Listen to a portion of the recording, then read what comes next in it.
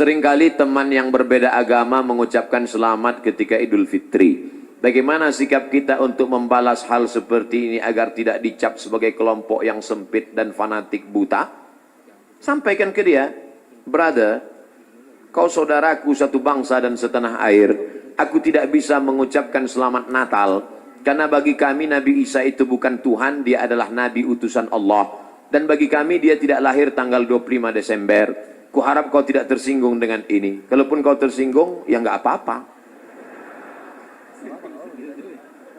Saya punya sahabat tidak Islam, tapi saya sampai hari ini masih teman baik.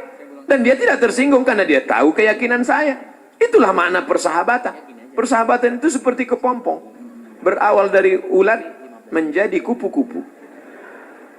Persahabatan itu kan saling memahami, saling mengerti. Bukan kita mengorbankan akidah kita.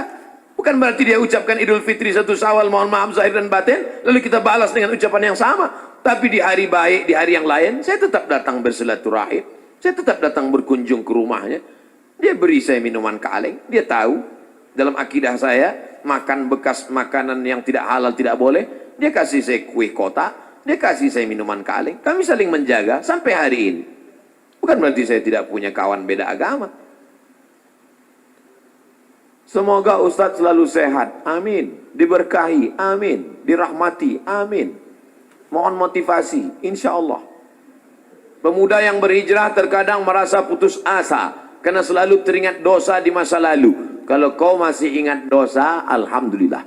Yang khawatir justru kau nggak ingat dosa. Setelah hijrah kau merasa sudah menjadi penghuni surga, yang lain masuk neraka. Setelah hijrah, bapaknya masuk neraka, emaknya masuk neraka. Yang masuk surga cuma dia, istrinya, sama gurunya. Di kaplingnya surga itu. Memang dia panitia akhirat. Orang yang diterima taubatnya, ketika dia mengenang dosa-dosanya di masa lalu, maka hatinya hancur lebur, air mata tak tertahan menetes. Itu orang yang taubat nasuha. Ini sekarang punya banyak juga yang hijrah ini. Ustadz, saya ini dulu nakal. Kartu kuning sudah datang. Banyak juga saya ketemu orang yang sudah hijrah taubat. Apa kata dia? Ustadz, saya ini semua minuman sudah saya minum. Semua perempuan sudah saya rasa. Dari Afrika sampai Eropa. Ente taubat apa bangga? Dosa kok bangga? Ini yang taubatnya diterima Allah SWT.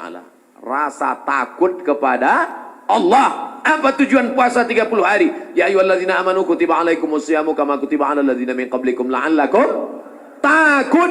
Wahai engkau saudaraku, engkau sudah punya rasa takut dalam hati. Dengan bekal takut inilah engkau akan masuk ke dalam surga Allah Subhanahu wa taala. Ada orang minta jasadnya dibakar, abunya di laut dihanyutkan. Kenapa?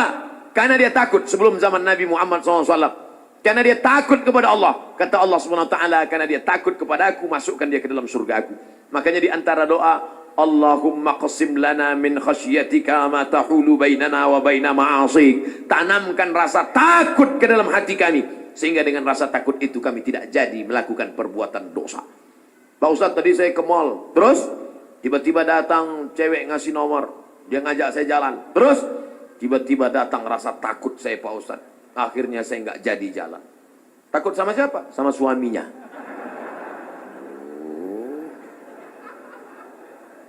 Untuk masyarakat Indonesia yang beragam, bagaimana model bertetangga yang diajarkan Islam dalam menghadapi perbedaan keyakinan dan latar belakang etnis? Saya nyewa rumah ngontrak di Mesir di lantai bawah. Di atas namanya Baba Yosef Hana. Baba Yosef Hana, agamanya Kristen Ortodok. Saya bertetangga 2 tahun, dari tahun 2000 sampai 2002. 2002 bulan November pulang. Suatu ketika kami datang mengadu ke Baba Yosef.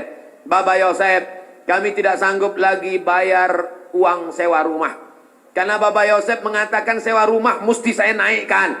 Karena saya kena kanker.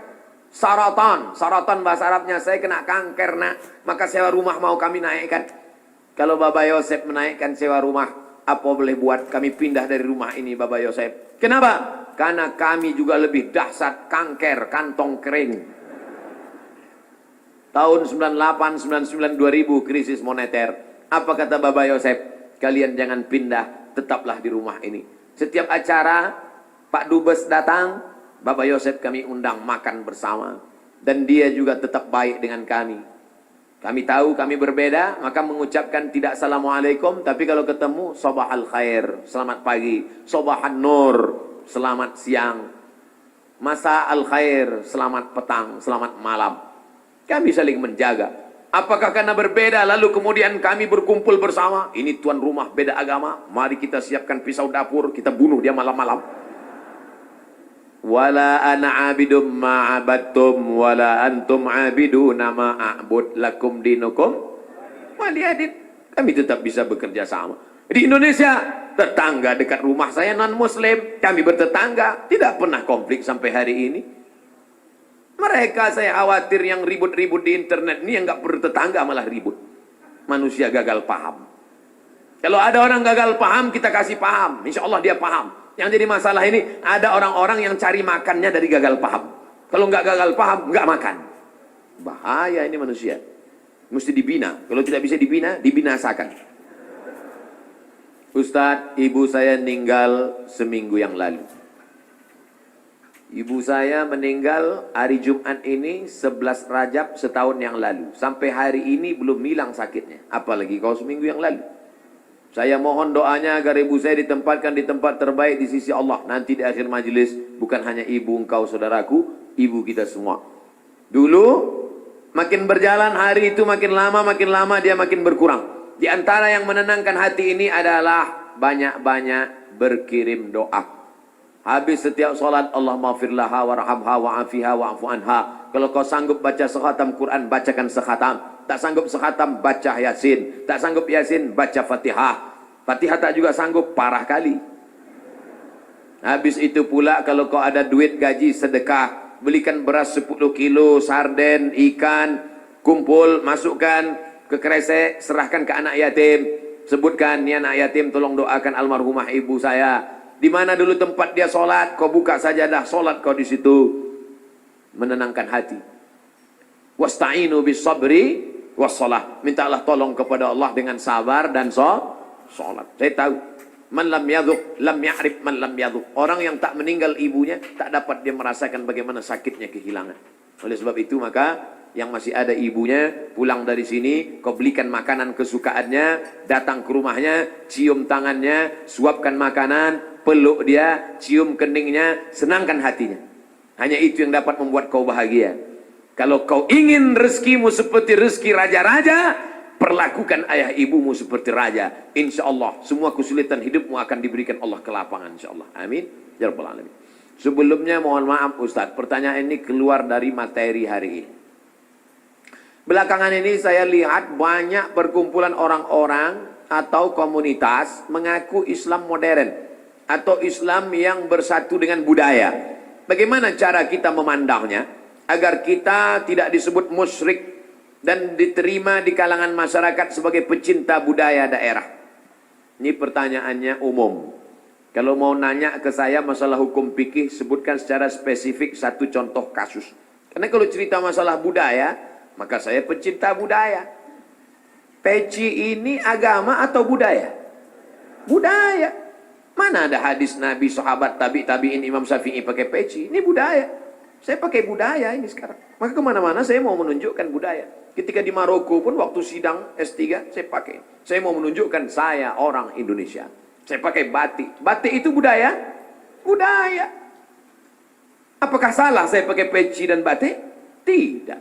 Ada juga orang mengatakan, jangan pakai batik gambar burung. Gak boleh dibawa sholat. Kenapa? Karena dalam burung itu ada tai. Gimana ceritanya? Saya yang bodoh apa dia yang pintar? Selama budaya itu tidak mengandung unsur kemusyrikan, merusak akidah, maka ada syarat dan ketentuan berlaku. Wala ana abidum ma'abattum wala antum abiduna ma'abud lakum dinukum waliyadin. Karpet ini agama atau budaya? Budaya. Karpet ini budaya. Masjid Nabawi yang asli nggak ada karpetnya. Ini berapa kali budaya. Ini lagi membuat bunga-bunga. Ini budaya semua nih. Bunganya mati lagi. Oleh sebab itu maka bahkan masjid kita pun banyak budaya. Ini bangunan melengkung di tengah. Tiang melengkung di tengah disebut dengan kubah. Kubah itu budaya dari Bizantium, Romawi. Makanya bangunan-bangunan Romawi, coba tengok gereja-gereja ortodok di Moskow pakai kubah. Orang yang tidak ngerti dia tengok, loh kok ada masjid di Moskow? Padahal itu katedral. Bangunan itu adalah budaya Eropa, budaya Bizantium, budaya Romawi kuno. Diambil, maka tidak jadi masalah karena tidak terkait dengan akidah. Begitu juga dengan tiang menara masjid, itu bukan agama, itu budaya. Karena dulu di Mesir ada namanya tiang tinggi tempat api di tepi laut, supaya para nelayan kalau tengah malam jangan sampai kapalnya nabrak ke pantai. Maka disebutlah tempat itu mercusuar, sehingga di tengah malam dia ngelihat. Waktu itu belum ada GPRS. Maka dia lihat, oh kita udah dekat di tepi pantai, maka layar mesti diarahkan ke melawan angin supaya kapal tidak laju, supaya tidak kencang. Lalu kemudian ketika orang Islam melihat ada menara tinggi, apinya dibuang, muazzinnya naik ke atas. Allahu Akbar, Allahu Akbar. Sekarang muazzinnya di bawah, mikrofonnya ke atas. Sound systemnya di atas. Sekarang nggak ada lagi kabel, wireless. Ini semuanya budaya. Selama budaya itu tidak merusak akidah, maka boleh. Yang nggak boleh itu budaya celana pendek. Kenapa? Karena melanggar syariat Islam. Nampak pangkal paha dan lutut. Tidak sah salat. Selama budaya tidak melanggar akidah, maka dia boleh dilaksanakan. Budaya itu apa Pak Ustaz? Hasil cipta karya karsa manusia yang tidak ada wahyu di dalamnya. Pak Ustaz, saya mau tanya kenapa hati saya selalu gelisah? Padahal saya sudah perbanyak istighfar. Tolong masukannya. Semoga Pak Ustaz selalu dilindungi Allah Subhanahu wa taala. Di mana letak gelisah itu? Di dada sebelah kiri. Nama tempatnya jantung. Tapi ada yang bilang hati Pak Ustaz. Kombinasikan aja dua. Jantung hatiku. Berdegup dan berdetak di sebelah kiri. Coba rasakan. Bagi yang tak merasakan, lapor ke panitia. Kain kapan sudah siap. Makanya kadang kita bangun tidur, nggak ada angin, nggak ada hujan, risau, suntuk di dalam. Tapi begitu kita ambil wudhu, sholat, terasa dia seperti kopi yang habis diaduk, tiba-tiba bening. Ala bidzikrillahi tatmainnul qulub. Dengan banyak berzikir mengingat Allah, maka hati akan menjadi tenang. Ya muqallibal qulub, wahai engkau yang membolak-balikkan hati, tsabbit qalbi, kokohkan hatiku, ala dinik wa ala ta'atik. Apakah materi bisa menenangkan hati? Tidak. Materi hanya bisa menenangkan materi. Materi lambung. Lambung hanya bisa ditenangkan dengan materi. Apa dia? Nasi uduk, ayam penyet, ayam pop, ayam mati. Tapi non materi hanya bisa ditenangkan dengan agama. Makanya orang-orang ateis yang tidak beragama, hidupnya sempit. Kata Allah, ka'annama yas'adu fis sama, seperti terbang. Kita kalau naik pesawat, terbang, take off, itu dada terasa sempit. Begitulah orang yang tidak berserah diri kepada Allah, sempit. Akhirnya mereka mencari ketenangan kemana? Sabu-sabu, pil anjing gila, sakau, penjara, kalau ketangkap BNN, mati. Angka bunuh diri terbesar di dunia bukan di Republik Indonesia, bukan di Asia, tapi justru di Eropa dan Amerika. Karena mereka meninggalkan agama. Stres, depresi, mobil mewah tapi nggak bisa tidur malam. Jam 2 malam stres, depresi. Makan obat tidur, tidur. Bangun tidur, stres lagi. Bangun tidur, tidur, tidur, mati. Sementara kita tenang. Begitu datang ke masjid, duduk, ngelihat muka ustadz, tidur. Panitia penutup, bangun. Fabi ayyi ala'i rabbikuma tukadziban. Nikmat tidur apalagi yang kau dustakan. Orang barat setengah mati makan pil tidur supaya bisa tidur. Nama penyakitnya insomnia. Orang kita baru ngelihat. Berikut ini mari kita dengarkan tausiah. Demikianlah tausiah ini saya sampaikan. Kurang apa lagi? Maka kalau ada teman di sebelah tidur, biarkan. Dia sedang mensyukuri nikmat Allah Subhanahu wa taala. Jadi Pak Ustadz jawabannya, perbanyak zikir. Siapa yang bersolawat 1 kali 1 hari 1000 kali, maka sebelum mati dia melihat tempatnya dalam surga. Siapa yang meriwayatkan itu? Ditulis oleh Syekh Ali Jum'ah, Mufti Mesir. Diriwayatkannya dari beberapa riwayat kitab-kitab sahih. Jadi kau berapa kali istighfarnya? Coba amalkan ini. 1 kali 1000 kali. 1 hari 1000 kali. Beli tasbih yang ujungnya ada 10, 100. Kan betul. Allahumma sholli ala sayyidina Muhammad wa ala ali Muhammad. Allahumma sholli ala sayyidina Muhammad. Kadang-kadang belum sampai 200 kau udah tertidur. Bangun lagi, sambung lagi. Allahumma sholli ala sayyidina Muhammad.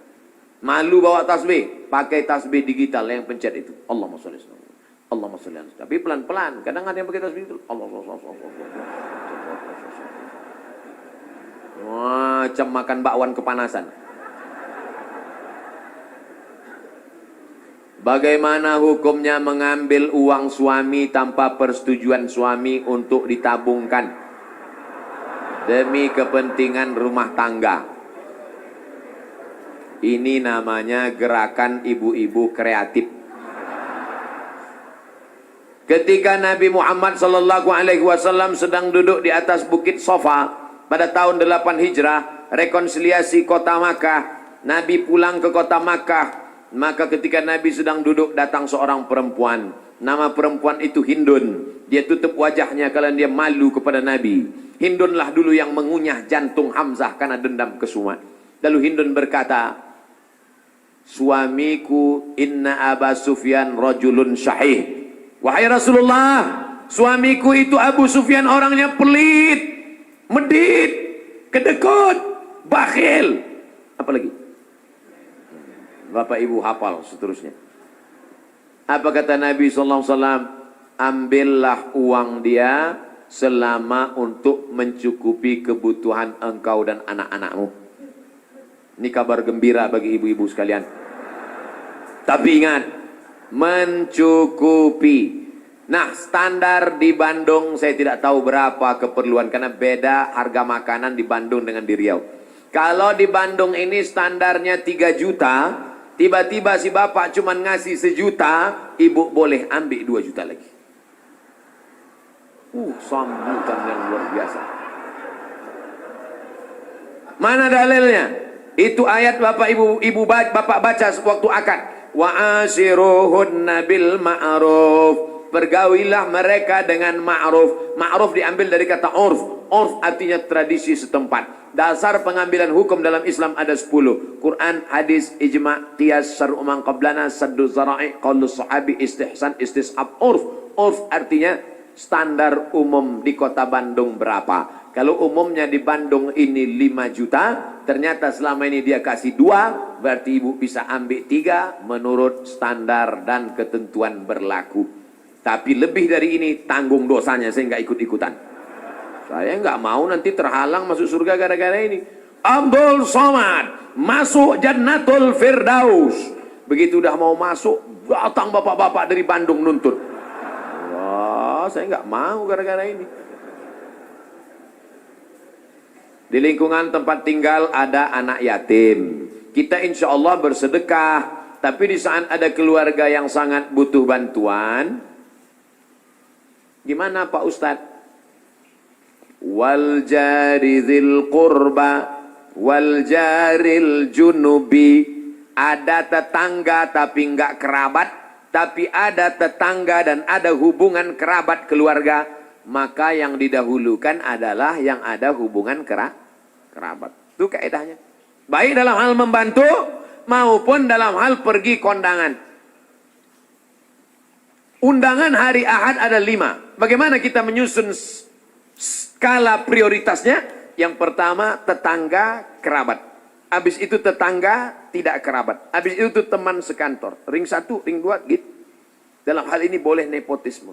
Sekarang orang enggak. Kalau ada undangan 5, yang pertama pejabat, orang kaya, tetangga yang miskin enggak punya apa-apa, yang kira-kira cuma makan sayur sama telur ayam. Ini enggak benar. Oleh sebab itu dalam hal membantu, bantu dulu keluarga. Tapi sekarang orang lebih mau bantu orang lain daripada bantu keluarga. Kenapa kamu lebih mau bantu orang lain daripada keluarga? Kalau bantu orang lain, pujiannya melambung. Kalau bantu keluarga, masa cuma ngasih segini? Oleh sebab itu maka setiap keluarga membantu keluarganya, skala prioritas, tapi setelah itu tetap membantu fakir miskin, anak yatim. Ara'aitalladzi yukadzibu biddin? Tahukah kamu siapa itu orang yang mendustakan agama?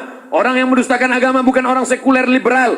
Orang mendustakan agama adalah fadzalikal ladzi yad'ul yatim, menyanyiakan anak yatim, wala yahuddu ala ta'amil miskin, membiarkan fakir miskin. Wa fawailul lil musallin, lalai dalam salat. Alladzina hum an salatihim sahun, alladzina hum yura'un, riya, wa yamna'unal ma'un, melarang orang berbuat baik, tolong menolong. 5 ini mudah-mudahan kita tidak termasuk dalam pendusta agama.